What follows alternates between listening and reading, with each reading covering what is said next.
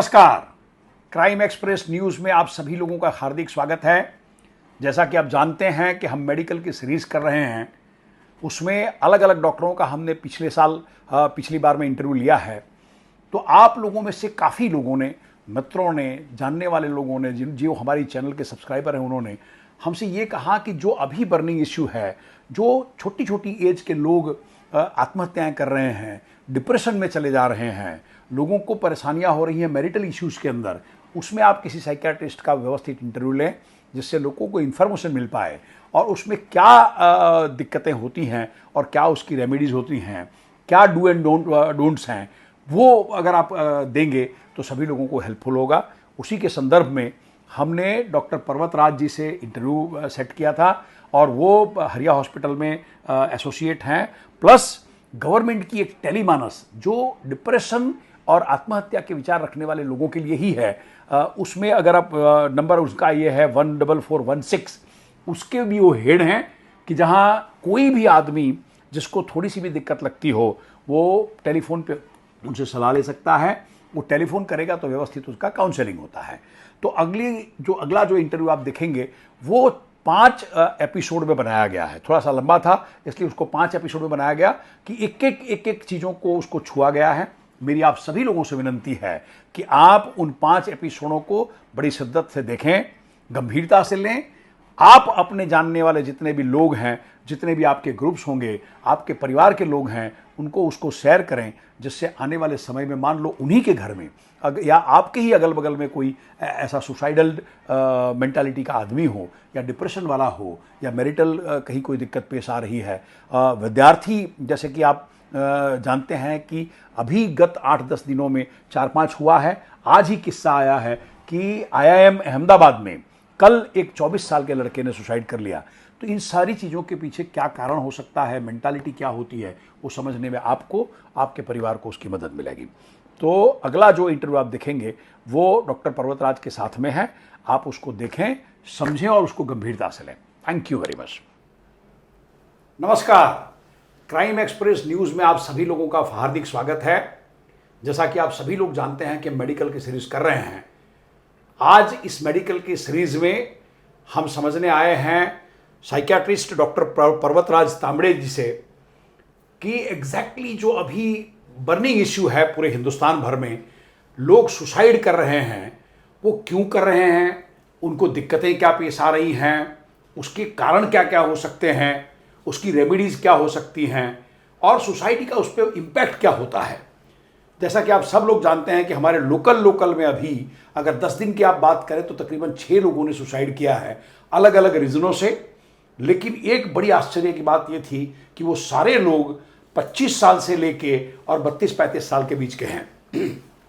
अब इस एज में, जिस एज में उसे सेटल होना है, उसी एज में उसको ऐसा कौन सा प्रेशर आ जाता होगा, ऐसी कौन सी दिक्कतें पेश आती होंगी जिसकी वजह से वो अपनी लाइफ को थिएटर में डाल के और लाइफ एंड करने का सोचता होगा।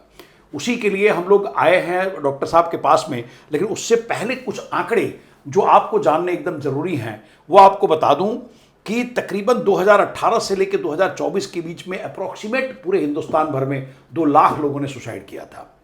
और इन 2 लाख लोगों में 1,50,000 मेल थे और 50,000 के आसपास अप्रोक्सीमेटली फीमेल ने किया था। एवरी ईयर ऐसा कहना है डॉक्टर साहब से जो हमारी बातचीत हुई है, उसमें 30%, 27 to 30% का इजाफा हो रहा है, जिसमें कंटिन्यूस आदमी बढ़ते ही चले जा रहे हैं, which is very very dangerous for us. उसमें अगर हम देखें, अगर बाइफरकेट थोड़ा सा करें 3-4 रीजनों को, तो लटक के मतलब जो फांसी लगा के मरने वाले लोग हैं वो हाईएस्ट हैं। वो तकरीबन लाख आदमी के आसपास फांसी लगा के लोग मरते हैं। पॉइजन पी के मरने वाले लोगों में 50,000 के आसपास। ट्रेन के आगे कूदने वाले जो करीब हमने वापी में देखा है, या वलसाड़ और वापी, हमारा जो वेस्टर्न रीजन है, ये एक्चुअल एपिक सेंटर है लोगों के कूदने का और एक्सपायर होने का। तो वो तकरीबन 5-1 हज़ार लोग हैं। और पानी में कूद के जो अभी रिसेंट जो किस्सा आया है, वो पानी में कूदने का आया है कि जो हमारा लोकल बच्चा था वो विरार के पास में जाके पानी में कूद गया। और रीज़न इज वेल नोन, सभी लोगों को है। वैसे 8 से 10 हज़ार लोग हैं। अगर उसको हम सेक्टर वाइज डिवाइड करें कि प्राइवेट सेक्टर के जो लोग हैं वो तकरीबन 12,000 15,000 के आसपास करते हैं सुसाइड। बिजनेसमैन और एम्प्लॉयड सेल्फ एम्प्लॉयड जो लोग हैं वो तकरीबन 19 से 20 हज़ार लोग हैं। और सबसे चौंकाने वाला आंकड़ा जो है वो डेली वेजेस, जो रोज कमा के रोज खाने वाले या रोज अपनी लाइफ को संभालने वाले लोग हैं, वो तकरीबन 45 से 50 हज़ार लोग हैं। और फार्मर तकरीबन 12,000 लोगों के आसपास हैं। ये देखने वाली बात यह है कि इसमें 2024 तक में तकरीबन मतलब जो मेंटल जिसको आप इलनेस कह लें, मेंटल क्रॉनिक इलनेस कह लें, उससे मरने वाली कोई संख्या थी वो 25,000 लोगों की थी। और वही चीज़ ऐसी है जो हमको पींच कर गई। तो हमने सोचा कि ये हमारे दर्शकों को जानना बड़ा ज़रूरी है कि एग्जैक्टली वो मेंटल इलनेस या मेंटल क्रॉनिक इलनेस होती क्या है, मेंटल डिस्टर्बेंस होता क्या है, और उस वजह से लोग ये अंतिम पगला भरते क्यों हैं।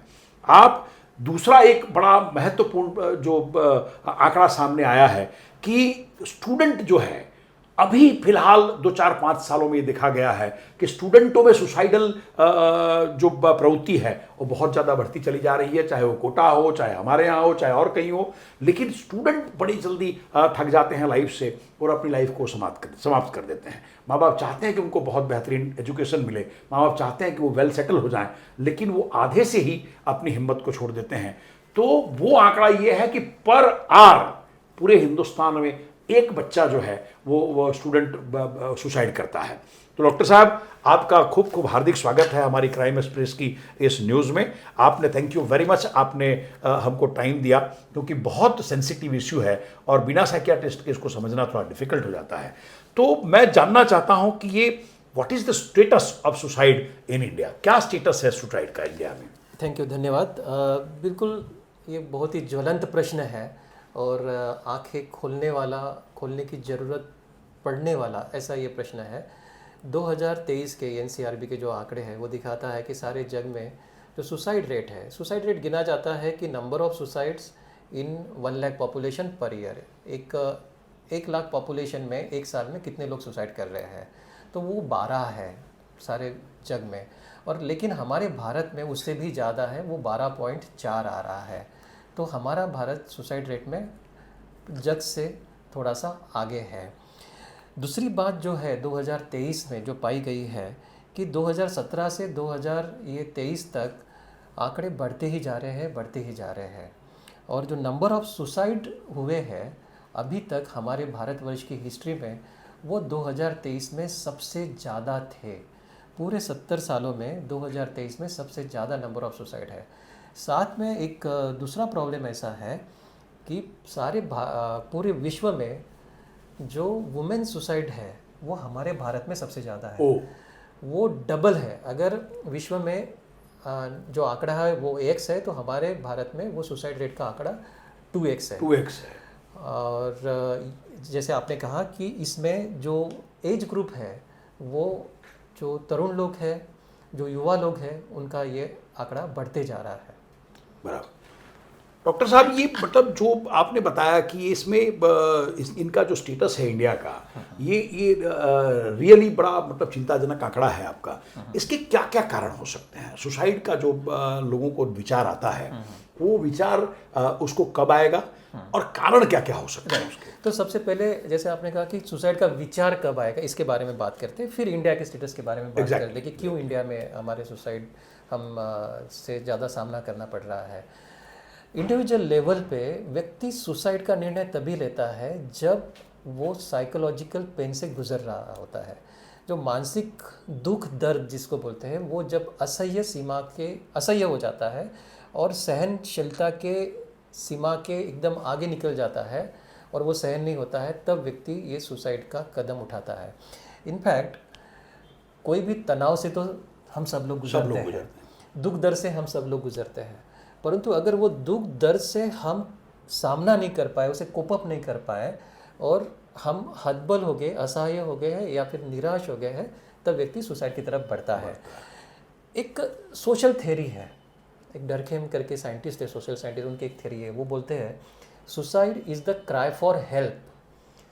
कोई भी मरना नहीं चाहता है। एक छोटा भी प्राणी होगा, कीड़ा भी होगा, वो भी मरना नहीं चाहता है, वो जिंदा रहना चाहता है। तो हम तो ह्यूमन है, हम नहीं मरना चाहते। हमारी ज़िंदगी तो बहुत खूबसूरत है, लेकिन हम मरना नहीं चाहते। लेकिन सुसाइड की तरफ इसलिए मोड़ते हैं बिकॉज वो जो क्राई फॉर हेल्प है, वो जो मदद की गुहार है, शायद हम लोगों ने, उसके आजू बाजू के लोगों ने नहीं सुनी है, या फिर सुनकर भी अनजाना हुआ है, या फिर वो व्यक्ति किसी से मदद लेने में असफल हुआ है, तब उसने ये सुसाइड किया है। तो जब साइकोलॉजिकल पेन असह्य होती है, जब किसी से किसी तरफ से मदद, हमें सपोर्ट हमें नहीं मिलता है, तो व्यक्ति सुसाइड करता है। अच्छा, तो फिर इसका मतलब तो ये हुआ सर कि कहीं ना कहीं ये सोसाइटी भी हमारी उसके लिए जिम्मेदार है। अगर ये सुसाइड इतने ज़्यादा मात्रा में हो रहे हैं तो ये हम मानते हैं ऐसा कि पहले हमको लगता था व्यक्ति इंडिविजुअल उसके लिए जिम्मेदार होगा, लेकिन ऐसा है नहीं। सोसाइटी भी उसके लिए मतलब उतनी ही जिम्मेदार है, उसको समझ नहीं पाई या उसका रेमेडी हम दे नहीं पाए, उसकी वजह से वो दिक्कत आती है। तो मैं थोड़ा सा यहाँ बताना चाहूँगा कि अपने भारतवर्ष में जो हम अभी डिस्कस करने चाह रहे थे, इसका कारण क्या है, क्योंकि अपना भारत देश अभी बहुत सोशियो इकोनॉमिक ट्रांसफॉर्मेशन से गुजर रहा है। हम डेवलपिंग से डेवलप्ड कंट्री की ओर बदल रहे हैं, लेकिन कहीं कहीं हम विषमता का भी सामना कर रहे हैं। सोशल स्ट्रक्चर बदल रहा है, इकोनॉमिक टर्मोइल हो रहा है, और इन परिवेश में जो व्यक्ति है जिनको अगर सुसाइड की फैमिली हिस्ट्री है, जो व्यक्ति है जिनका बचपना बहुत स्ट्रगल में गया है, जो व्यक्ति है जिनके डेवलपमेंट में जो विकास होता है, अपना शारीरिक मानसिक विकास, उन दौरान अगर प्रॉब्लम सॉल्विंग स्किल उसमें डेवलप नहीं हुए हैं, अगर उसकी व्यक्तित्व में इम्पल्सिविटी या फिर एग्रेशन, इम्पल्सिविटी यानी बिना सोच समझ के चीज़ें कर देना, और एग्रेशन यानी हिंसा, गुस्सा, ये अगर चीज़ें हैं, अगर उसमें दारू जैसी चीज़ें हैं जो अपने भावनाओं के आवेग को रोक, उल्टा वो इनिबिट नहीं कर देता, डिसइनिबिशन हो जाते हैं, तो वो भावनाओं के आवेग में व्यक्ति सुसाइड ये करता है। और फिर कोई लाइफ इवेंट होता है, लाइफ इवेंट के समय में ये पूरा परिवेश के बैकग्राउंड में कोई क्राइसिस वाला लाइफ इवेंट होता है, जहाँ व्यक्ति तनाव का सामना करता है, और वो तनाव, जैसे मैंने कहा, वो सहन नहीं होता है, तो व्यक्ति में सुसाइडल आइडिएशंस आते हैं। सुसाइडल आइडिएशंस के बाद में, जैसे हमने अभी डिस्कस किया, कि अगर उसको मदद नहीं मिलती है या फिर वो मदद नहीं लेता है, तो उसका परिणाम सुसाइड में आता है।